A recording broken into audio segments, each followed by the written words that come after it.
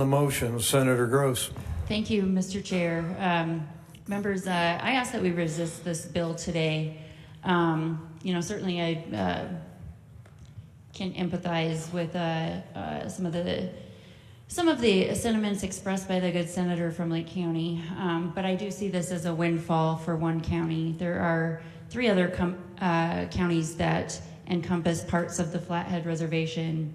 I believe that all of those counties are involved in prosecuting some felonies there.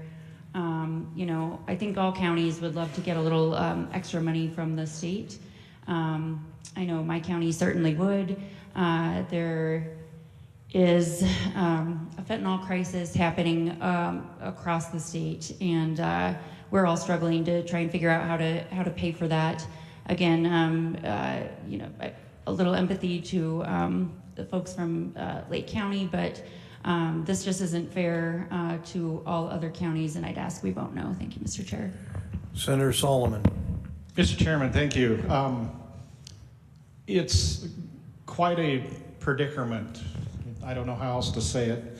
Of all the different parties and the different procedures that are involved in all of this, this bill is a tool to help us continue the process to come to some sort of resolution. So I would ask that you continue this bill forward so that it'll help get people to talk about this, and maybe something good will happen and we can forego what could be a public or basically, a law enforcement emergency on our in Lake County.